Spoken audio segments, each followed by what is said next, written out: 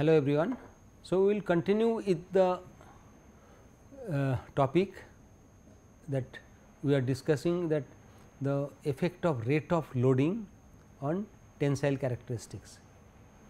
So, as we have discussed that due to viscoelastic nature, as we increase the rate of loading, the tensile load, tensile strength increases.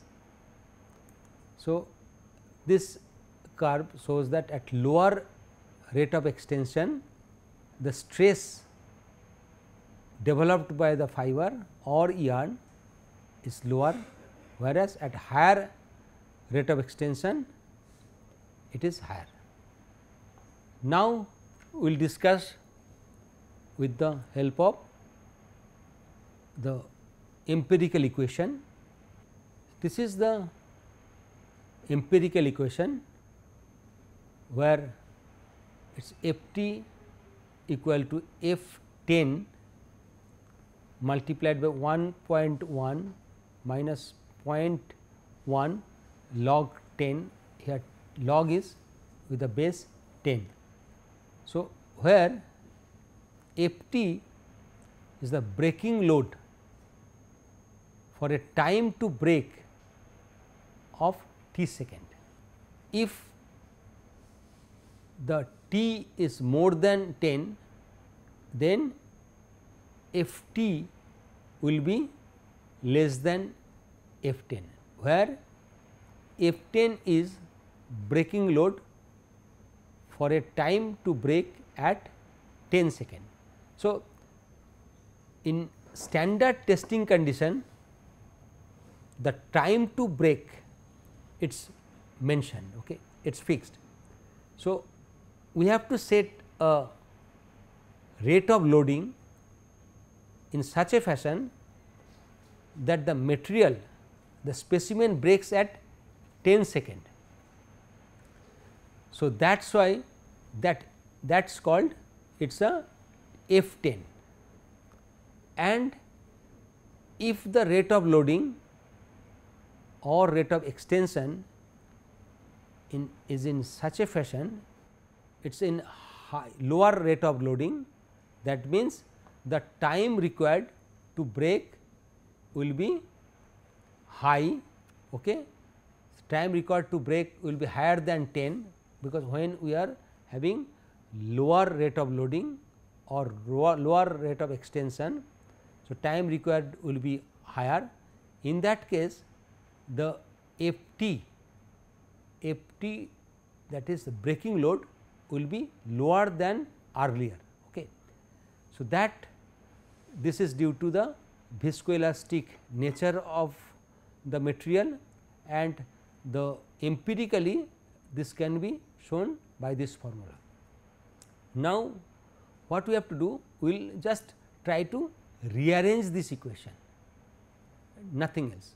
So, F t by F 10 is equal to 1.1 plus 1. So, 1.1 again has been divided into 1 plus 0.1. So, in this way, if we just rearrange 1 plus 0.1 log 10 by log t minus log t. So, again this is can be rearranged here in this fashion. Finally, what we are getting, F t minus F 10 divided by F 10 equal to 0.1 log 10 by t. Okay. This is for the standard time, reference time of 10 second. Now, if we want to generalize for any other time than 10 seconds, so any standard time, it may be 20 second, maybe any other time. So, 20 second. So, if it is the, so that is the in some standard time other than 10 second is chosen, the S second will be, then the breaking time is S second. In that case, F t minus F s by F s will be equal to 0.1 log S by t.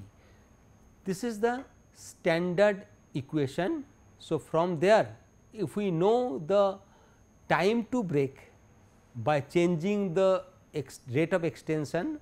So, if we know the time to break, then we can calculate the, and if we know the breaking stress, breaking strength at a particular time, then we can calculate the breaking strength of other time. So, if we change the with the change in rate of extension or rate of loading, we can predict the strength of material by using this empirical formula. So, the standard time to break a specimen has been specified. So, the standard time is 20 plus minus 3 and it is only for CRL.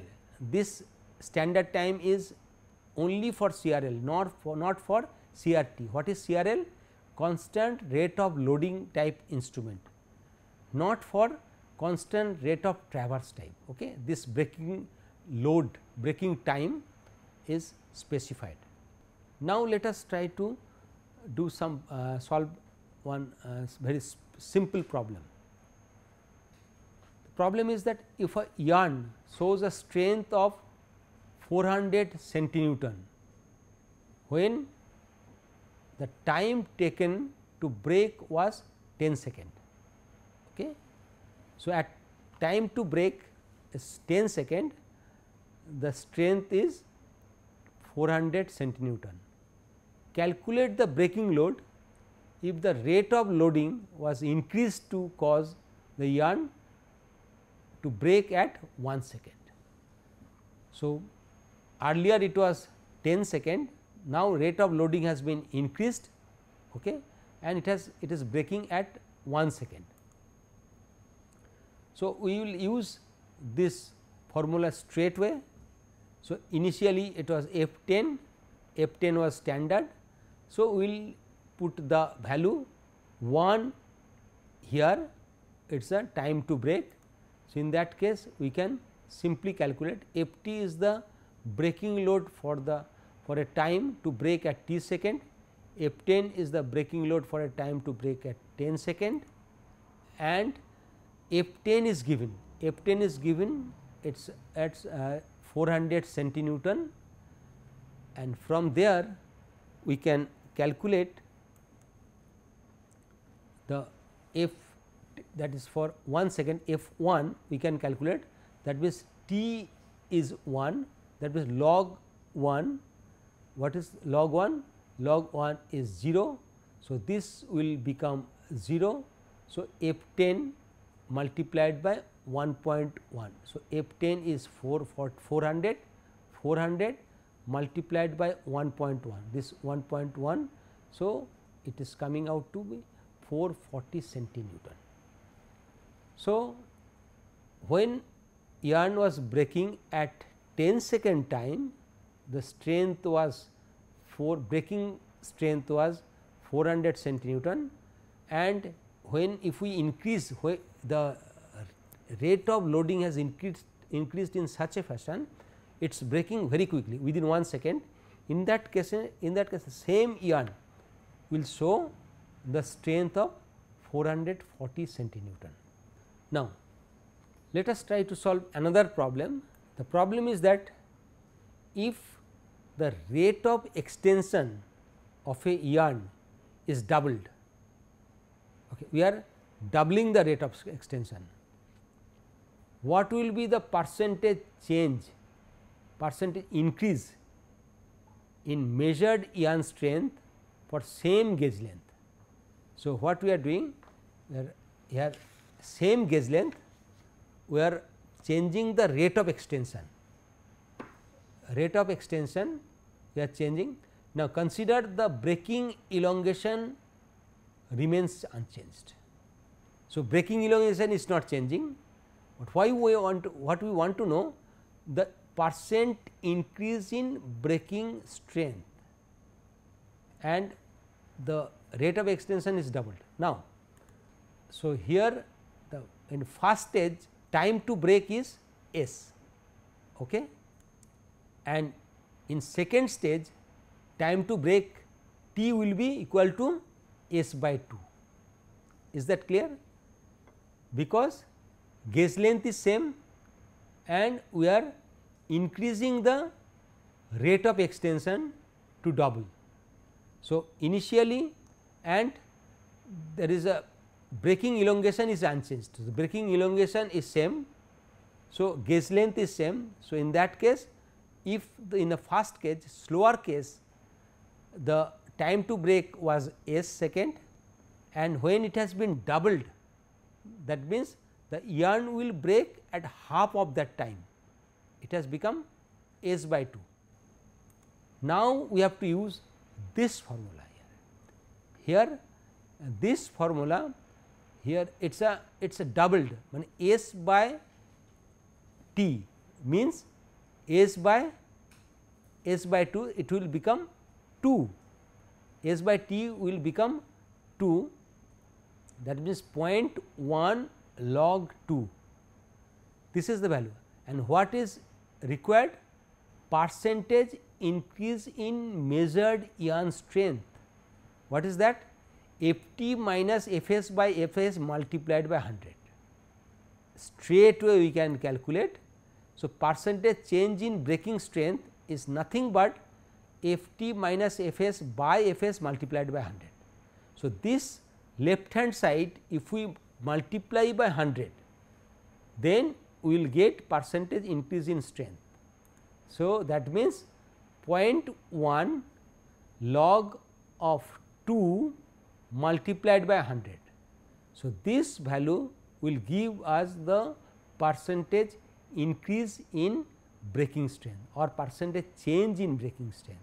So, it is coming out to be 3.01%. So, that is why we can calculate the, because here in the numerical the strength value is not given, but what it is asked the percentage increase. Okay. From there we can calculate the percentage increase, it is coming out to be 3.01%. Now, next factor which affect is the capacity of machine. Now, if a very weak specimen, okay, suppose we were testing a very fine fiber, a single fiber cotton fiber, a single 1 denier filament with a machine of very high capacity, 1 ton capacity machine. In that case that or with a very high capacity. So, in that case if we first thing is that we may not get the result, but if at all we get the result, we will get the optimistic result, because it will break with a short time, immediately it will break, because the machine capacity is very high, the time to break will be short. So, we may get a optimistic value. Also the break of the specimen should not be at the extreme of the instrument capacity. So, capacity of the machine, so say 990 gram for 1 kg equipment. So, 1 kg maximum equipment, if we use a yarn whose strength is say 990 gram, okay, gram force. So, in that case it may give wrong result, okay, that result will get affected. Another factor which is the previous history of the specimen, that also affect the tensile result. Specimen have been strained beyond the yield point. Suppose one specimen which has been in previous case, it has been strained beyond the yield point. In that case it has got already deformation. Okay. So, that if the same sample is tested again, that will affect the test result. Specimen have been subjected to any chemical treatment before test. Okay. So, previous history we must know, then only we can test, otherwise if the specimen has been treated chemically, okay, it has been scoured or it has been bleached, that may affect the test result. So, we must be very clear. So, effect of humidity and temperature, behavior of textile material changes with the relative humidity that we have discussed earlier also. So, standard humidity and temperature is recommended, and temperature. So, temperature although have not much effect, but at very high temperature fiber may get degraded, or at very low temperature fiber will be maybe brittle. Okay. Clamping problem. So, the clamping problem, improper clamping will result wrong different result. The jaw slip is there if the jaw is not proper. So, too low clamping pressure. So, in that case jaw slip will occur. So, that will unnecessarily show the higher extension value, and if there is a jaw problem, jaw is damaged. So, in that case the material will get damaged in the jaw. So, if there is a high pressure, high clamping pressure, material can get damaged, that will affect the result. So, that is why clamping has to be perfect, so that it does not get affect the test result. Now, there are 3 different principles of tensile testing. This we must understand very clearly.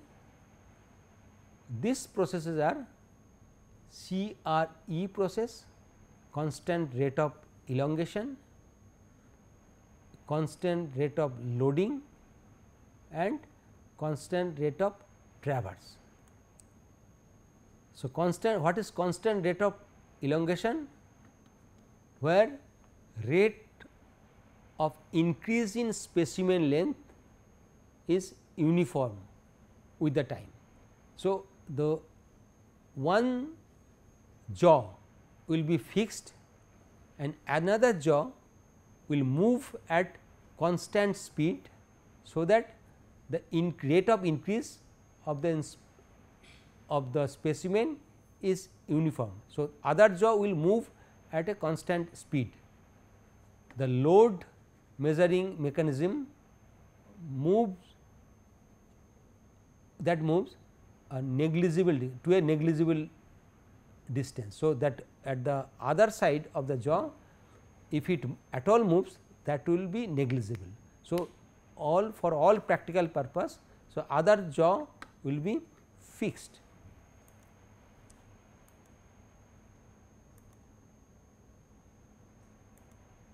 CRL, that is constant rate of loading. Here the rate of increase of the load is uniform. So, load increases at constant rate with the time, and rate of extension depends on the load elongation characteristics. So, rate of extension will definitely change, but that change is depending on the load elongation characteristics, that we will discuss later. Okay.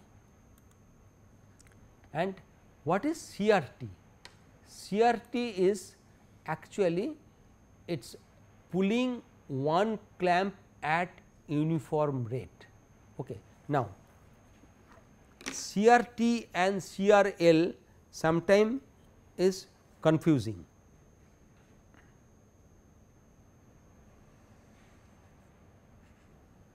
This is jaw 1, this one is jaw 2, which is movable jaw. This jaw moves at constant rate.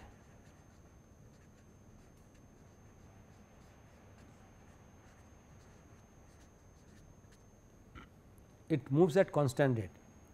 Now, for all practical purpose, if the load measuring arrangement is such that the movement of this jaw is almost fixed, it is almost 0, because when we are this jaw 2 is moving. So, the load will be measured by the other jaw.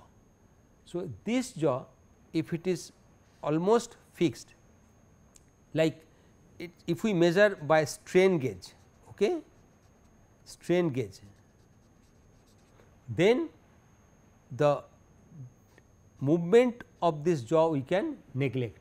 So, in that case, in this case we can call it as CRE, constant rate of elongation, because the material will elongate at constant rate. But for other type of tensile equipment, where this is jaw 1 and jaw 2, jaw 2 is moving at constant rate, okay. This is moving at constant rate again, but this the load measurement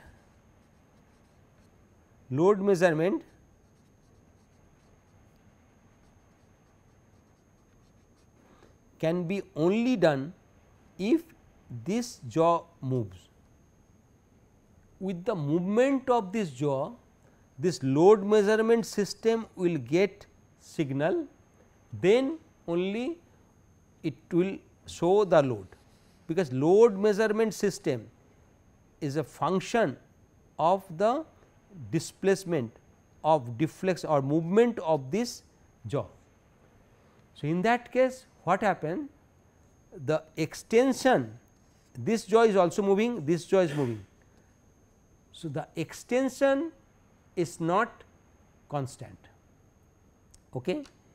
Extension is not constant, and also here the rate of extension is not constant, and here the increase in load is also not constant. So, this is not CRL, and also it is not CRE, constant rate of extension, it is not constant rate of extension. But one thing it is there here, this movable jaw actually, although this both the jaws are moving, but it is a driver jaw, which is driver jaw moves at constant rate, okay.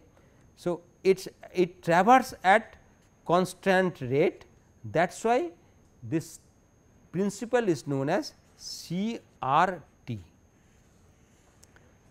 That is, in this process the jaw, driver jaw will move at constant rate of traverse, but actually the extension will change and it will not impart load at constant rate.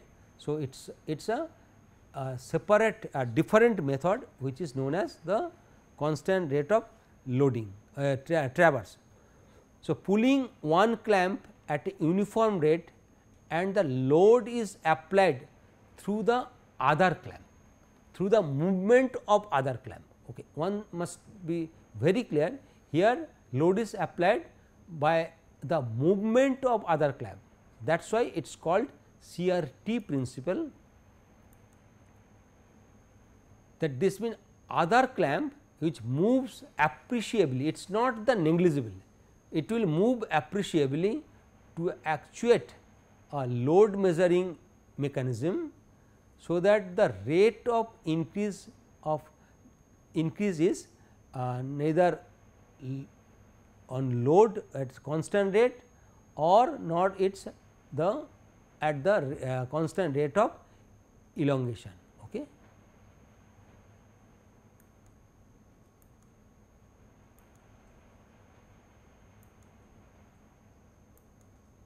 Now, these three pictures will give idea.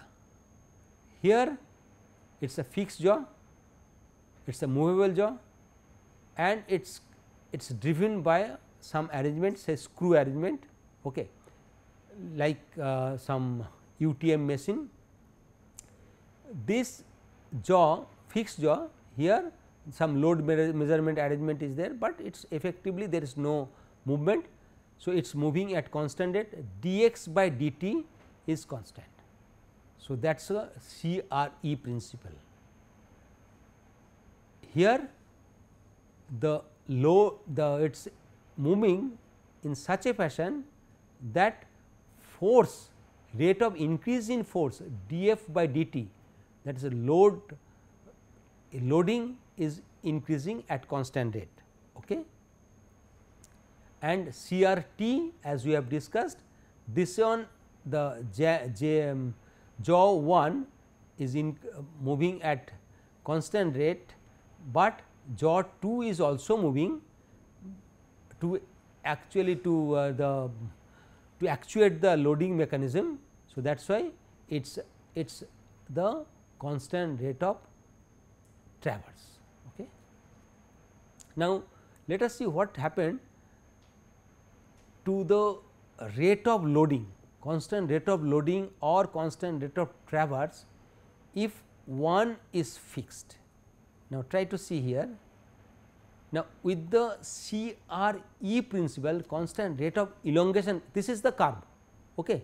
This is the standard curve. Now, let us see for CRE principle or CRL principle, the curve is same. Okay. Now, suppose the machine, the instrument is working at CRE principle, constant rate of elongation principle. That means, this is the constant rate of elongation. That means, in 1 second this is the elongation, second, third second, fourth, fifth, sixth, in this way it is extending. Okay. Now, here in 1 second the extension is say up to this point, or 2 second up to this point, okay, and 3 second up.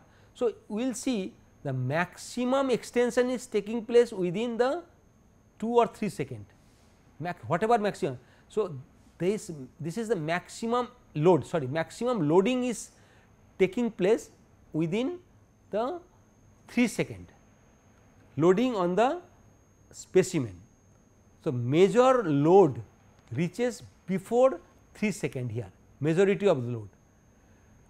Remaining say 5-6 second, the material is under high stress condition, okay, and the rest of the time the specimen remains at the high load condition.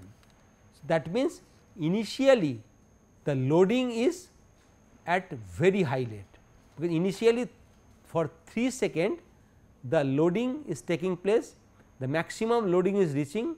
So, when the specimen, when the testing is taking place in CRE principle, its rate of loading at initial stage will be very high, then after that for long time the rate of loading is very slow. Okay. So, that means, say if we see for up to 2 second it has reached 3, it has reached 3 loading 3. So, but rest say 6-7 second it has increased another 2, okay, another 2 unit. So, that rate of loading initially is very high, but after that rate of loading is low. Okay. So, initially if we see the rate of loading 3/2, it is 1.5, say it is a rate of loading, but after that it is say next say 6 second it has increased 2 units, that means 2/6, so 1/3. So, rate of loading has reduced after that, and if it works in CRL principle, we will see in CRL principle initially the extension was very less, initial up to 3 second the extension was say up to 1.5, okay, but after that next 2 second extension is from 1.5 to 7. So, large extension took place within 2 seconds. So, for CRL principle initial extension rate of extension was very low, okay, but afterwards the rate of extension has increased a greater extent. Okay. Now, so effect of specimen size on CRE principle. Okay. If the specimen length increases in a CRE machine, the rate of loading will decrease. That means, this is the suppose the machine breaking load, the breaking load of the specimen is say fixed, this is the breaking load, okay. This is the breaking load point, and a short specimen will have this much of extension. This is the extension of the shorter specimen. For longer specimen it will get extended and the elongation will be up to this point. That means, if it works in CRE principle, that means the maximum load will reach for short specimen earlier than the long specimen. That means, if we use short specimen, that rate of loading will increase, and vice versa, if we increase the length of the specimen, rate of loading will decrease. Now, we will start the methods of measurement of tensile characteristics. There are different methods of measurement, and we will discuss the method of measurement of fiber bundle and yarn, fabrics. First, we will discuss the pendulum lever principle. This principle is used for measuring the yarn strength, even for the single yarn we can test, or maybe it is normally used for the least strength. Okay. This is the pendulum principle. Now, I will show you the exact principle here. Now, here we will see this is the pulley, okay, and with the pulley a loaded pendulum is actually hanging. This is the pendulum.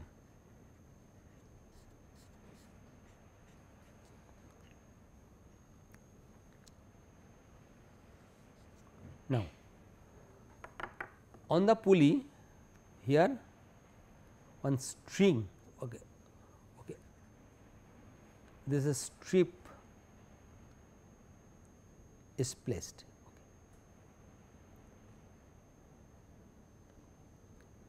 Metal strip, actually strip is placed here, flexible, okay, and which is fixed somewhere here. It's not wrapped, it's actually it's fixed here and it's wrapped here, and then it's not like a belt pulley, here it's fixed. Now, if we apply load and here it is fulcrumed here, its center here, center of this pulley here. Now, if we apply load downward, what will happen? As it is fixed here, this will try to move in this manner. Well, this is fixed and there will be a this moment, and this one if it is pulled, then this is actually freely rotating, this is free to move, okay. This pendulum is free. So, and if it is pulled down, this one will try to rotate anticlockwise, and this total pendulum system will move to the towards the its anticlockwise movement towards the right, okay. This side it will move. So, that is the principle here. Now here this is the arrangement, okay. So, the mass of pendulum is m and its center of gravity is at r distance from the pivot point. This is the r distance from the pivot point. Initially this pendulum is vertically at this position, okay. Now, once we apply force F, this pendulum will get deflected, okay, as it is, this is the metal strip is there which is fixed, due to that pull this will be pulled here. Now, for extensible material, this motion, the speed here, the lower jaw is moving at the speed of v and upper jaw is moving at the speed of u. So, for extensible material extendable, so v lower jaw movement is more than the upper jaw movement. Now, if we assume the specimen is inextensible and we can take the moment about the pivot point, this is the point pivot point. Now, the force, what is the force which is actually acting on it? The force F is acting downward, and due to the mass of the pendulum which is moving downward, okay, which is acting force downward. Now, this force due to the yarn through the material, this force F, it works, it actually tend to rotate this disc, this pulley anti-clockwise, this moment, okay, and the moment due to this pendulum mass, it tries to rotate, it is in clockwise direction, it is always tendency it to rotate clockwise direction, and these two moments are balanced. Okay. So, the anti-clockwise moment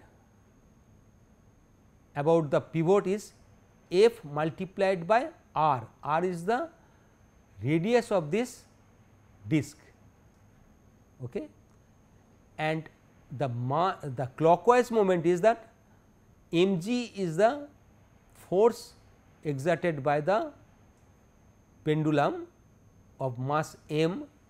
So, mg multiplied by this distance. What is this distance? If the deflection is theta, deflection of the pendulum is theta and r is the distance. So, it will become r sin theta. So, the net momentum will be mg r sin theta. So, this is the, in balanced condition it will always be balanced about the pivot. So, in this equation r is constant for a particular instrument, m is constant because the pendulum, that is the pendulum bob weight is constant for a particular experiment, g is constant, r is constant, that is the radius of this pivot, that the disc is constant. These are the constant term. So, if we use all this constant term, then we can tell this force exerted, okay, force exerted on the material is proportional to the sin theta. Okay. F is the tension on the specimen. So, that increases with the sin theta.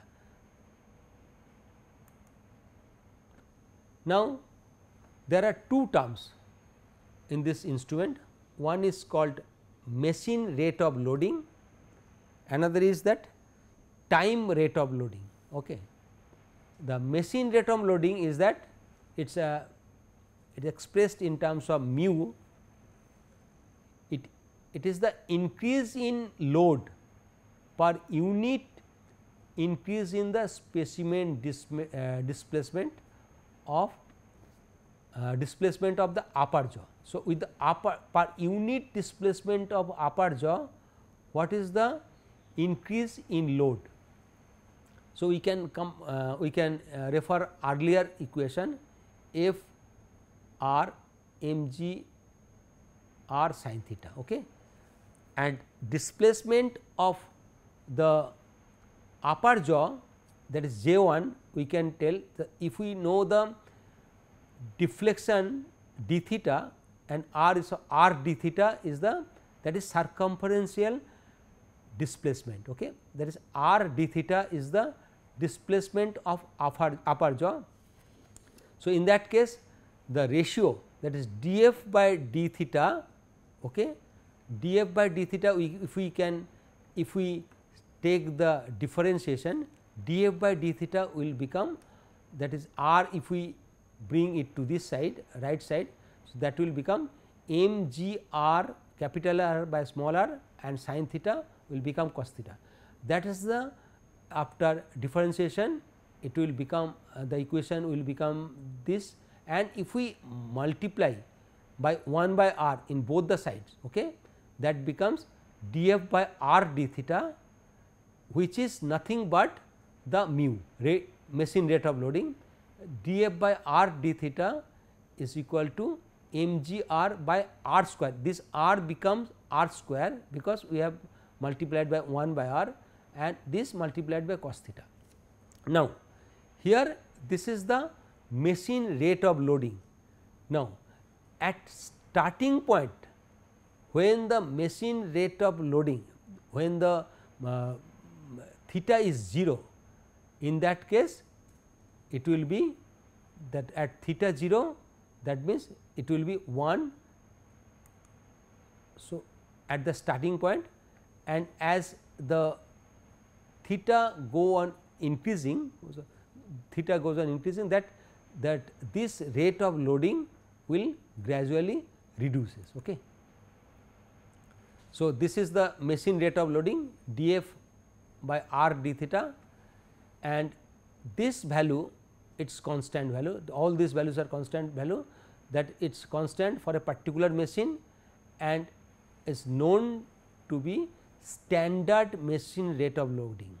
So, these values mgr by r square, small r square, it is called standard machine rate of loading. One can calculate, and the ratio of mu at starting point and at 45 degree, if you consider it is at 45 degree, then it will become, it is a ratio of cos 0 by cos 45 degree. So, it has become 1:0.707. That means, here rate of loading in this machine, in this instrument reduces gradually with the deflection. So, rate of loading at the starting point is maximum and it reduces gradually with the deflection with the time. Okay. And one can maybe asked to calculate what is the ratio of relative loading with the with the starting of and the at after certain deflection. So, we can calculate only the ratio between cos 0 by cos particular that angle. This is machine rate of loading, and another is that it is called time rate of loading. So, time rate of loading is that rate at which the load on the specimen increases with respect to time. Earlier with respect to deflection, with respect to the movement. Okay. Here with respect to time. So, with the time how the machine rate of loading increases. So, if we see that is V dt for any, if we assume the material is inextensible, that means there is no extension, which means the lower jaw movement and upper jaw movement, the speed of lower jaw and speed of upper jaw remains constant, same V equal to u.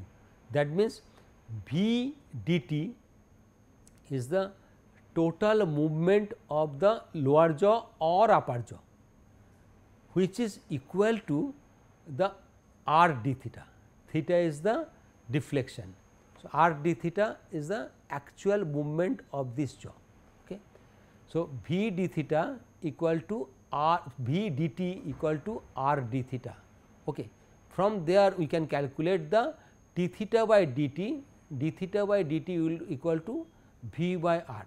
This we will use later. So, we must remember that d theta by dt we have calculated for inextensible material, it has become V by r, and this was the earlier formula. We have seen d theta df by r d theta equal to mu, that we have seen for the machine rate of loading. Okay. Now, so L equal to df dt, okay, L, that is the L. This is what is L? The time rate of loading. It is a df dt, that is the rate of load on the specimen with the increase in time. So, df rate of load increase with the increase in time, the df dt is the L value. So, df dt we are just rearranging df d theta multiplied by d theta dt, okay, d theta dt. So, df d theta we have already calculated earlier, that is the machine rate of loading. So, df d theta will become, so it is a m g r cos theta by r, okay. This from there we can calculate multiplied by v r, okay. V, this is v r d theta dt we have already seen, it is equal to v by r. So, it is coming out to be the that m g r v by r square multiplied by cos theta, okay.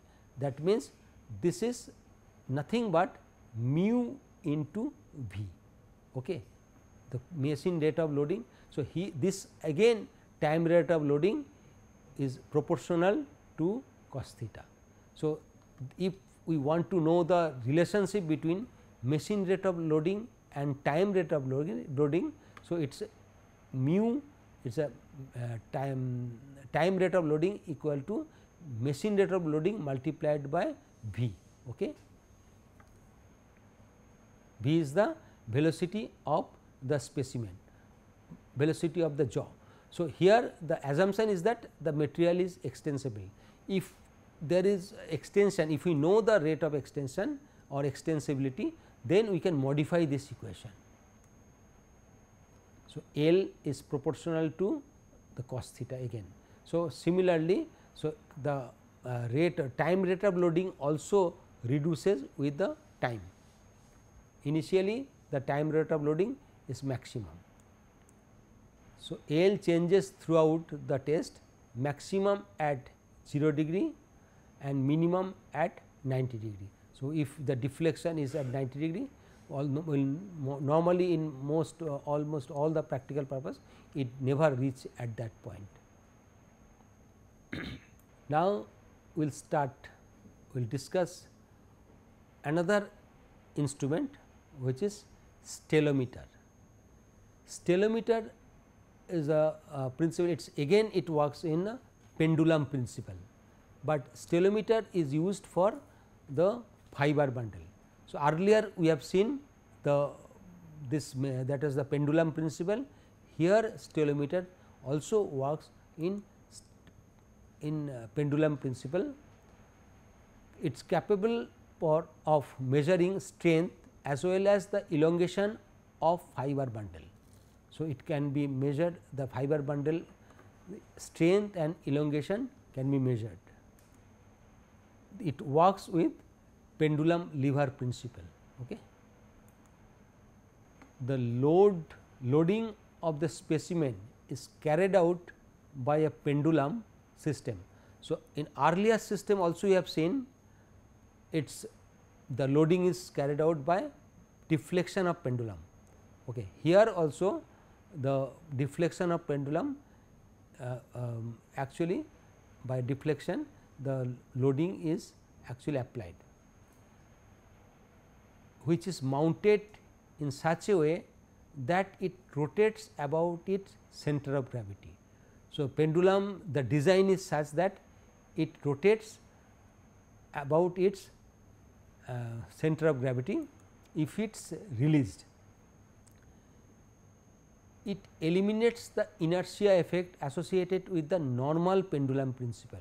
In earlier case, earlier case we have seen that the pendulum it moves, but there due to the high rate of extension the actual inertia effect is there.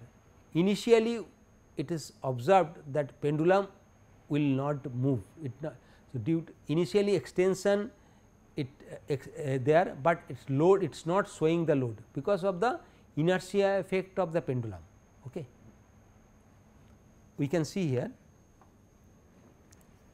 So, in earlier method what we have seen, when the jaw starts moving, this pendulum due to its inertia, so it will not, although there is a movement, but due to its inertia it is not moving, it takes time. So, that this inertia effect here is eliminated in stellometer. Okay. Now, this is the actually diagram of stellometer. Okay. Now, it has got two distinctly separate components.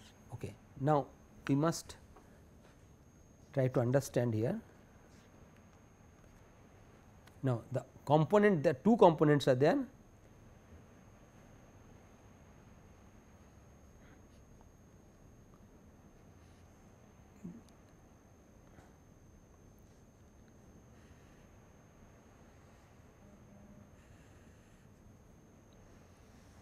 This is one structure.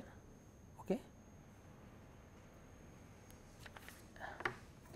Another is that it is a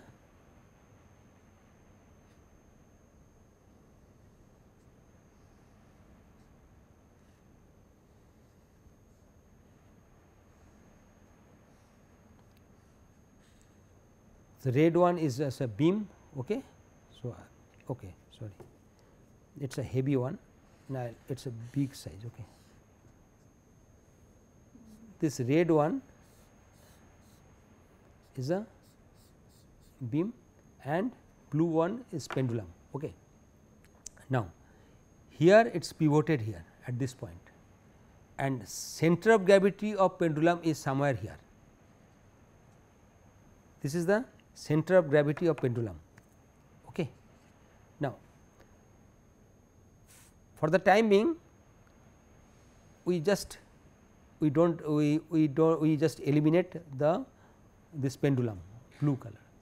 This beam is there and it is pivoted at this point. Okay. This is the pivot point. Now, what will happen if it is released? Initially it is vertical. So, if it is released, what will happen? Its tendency of this beam will always to rotate clockwise direction, because its center of gravity is here. The design is such that its center of gravity is here. Okay. So, it will try to rotate in this direction. Now, here the pendulum is hanging on a pendulum. This pendulum is freely, this can rotate freely along this pivot point. Now, what will happen if nothing is there in this condition? If we release this, and this is actually fixed by the some stop arrangement, there is some stop arrangement. Now, this stop arrangement if we release here, what will happen? This pendulum will try to rotate, will simply rotate, and what will happen to this, sorry, this beam will rotate. What will happen to this pendulum?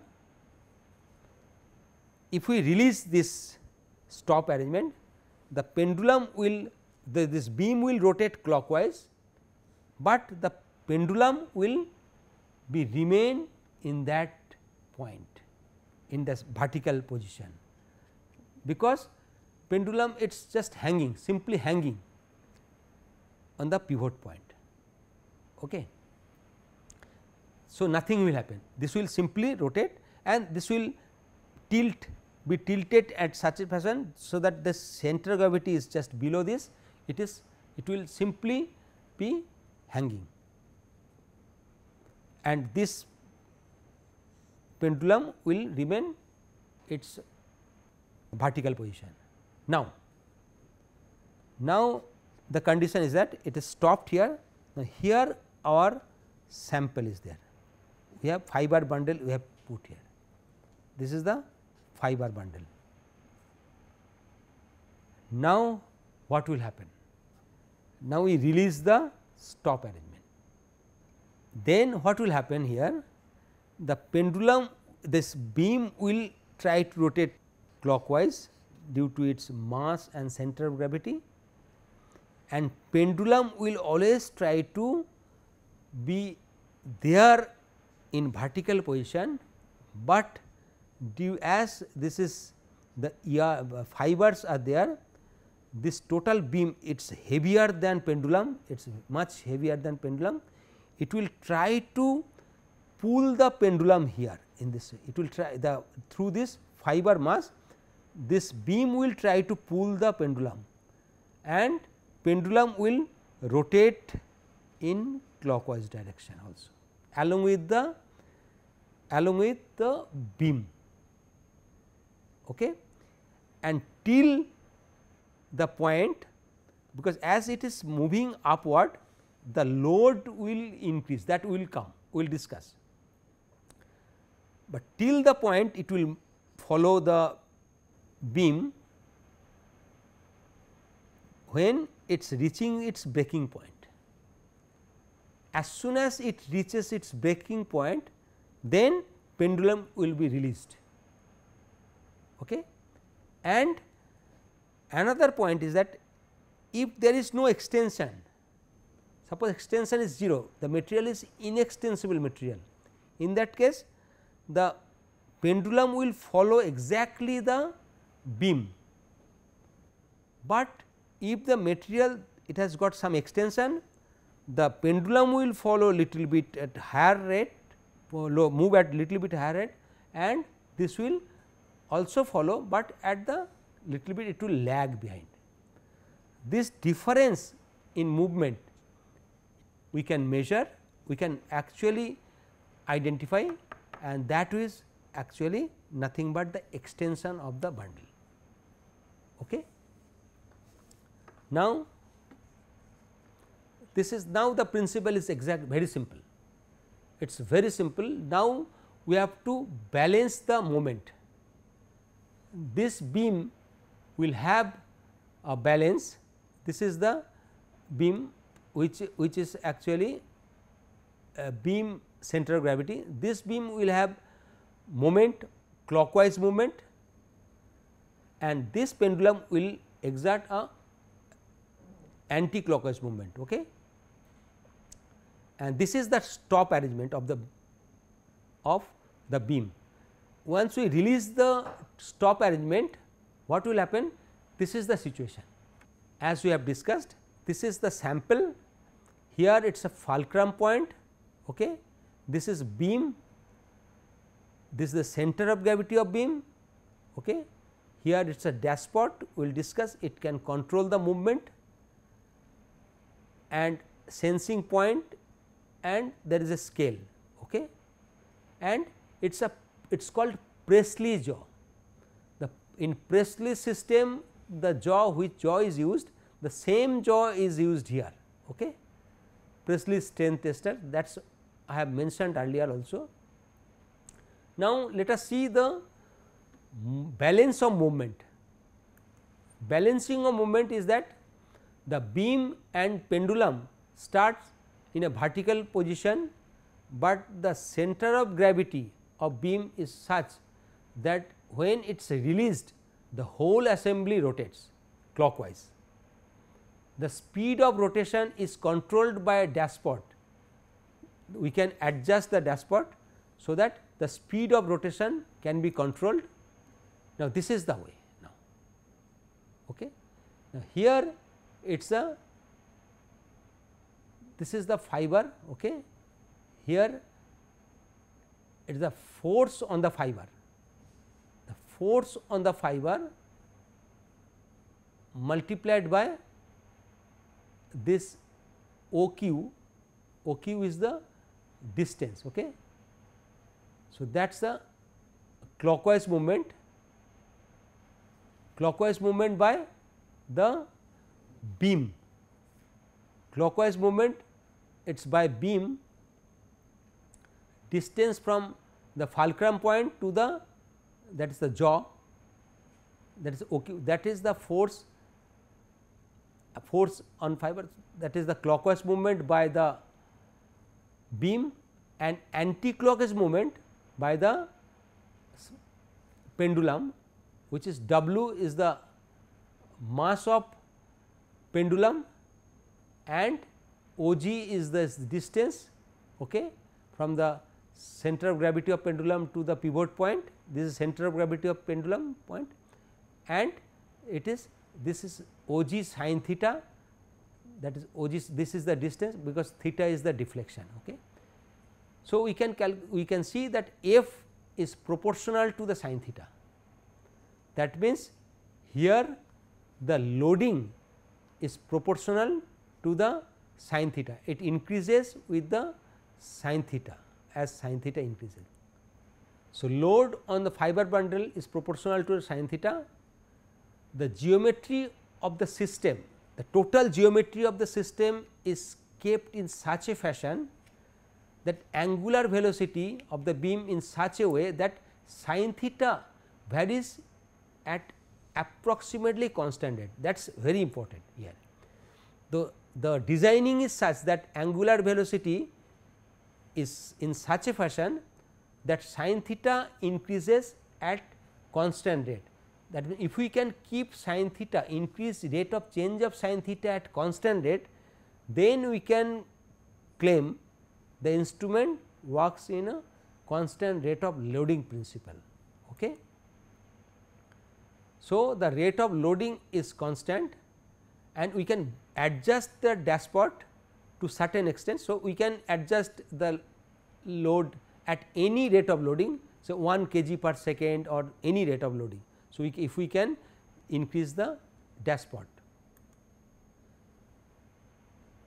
okay, and from there the elongation percent can be calculated, okay, by the difference between pointer 1 and pointer 2, as I have explained.